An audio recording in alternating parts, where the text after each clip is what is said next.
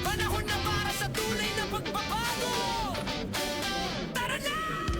Trabaho at aksyon para sa Pilipinas sa taong bayan ngayong linggo.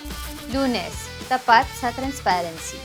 Isinulong ang Freedom of Information Bill at umakyat sa second reading para sa karapatan ng bawat Pilipino na malaman ang katotohanan. Suportado po natin itong measure na ito. Martes, tapat sa kapayapaan.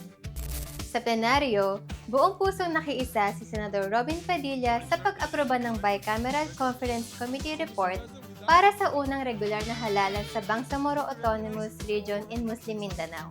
Anya, Sa ngalan ng ating mga kapatid sa Bangsamoro at sa ngalan ng pangako natin na kapayapaan, hustisya at pagkakaisa ng bawat Pilipino, buong puso po akong nakikiisa sa pag-aproba ng BICAM report na ito.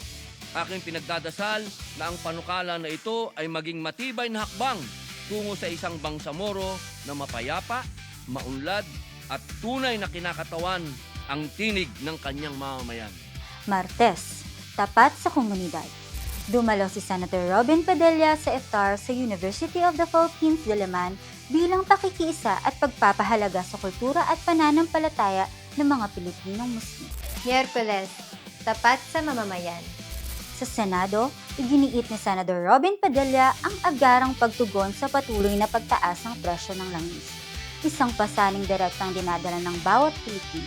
Dapat ay agaran ng ating aksyon ang Proactive Response and Oversight for Timely and Effective Crisis Strategy Committee o PROTECT upang mapanatili ang seguridad sa pagkain, energy at trabaho.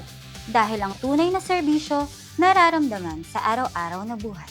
Naway manaig ang kapayapaan at naway lagi nating unahin ang kapakanan ng bawat Pilipino, ang hindi sumama sa kahit na sinong naghahanap ng gera, kundi maging independent. Maraming salamat po.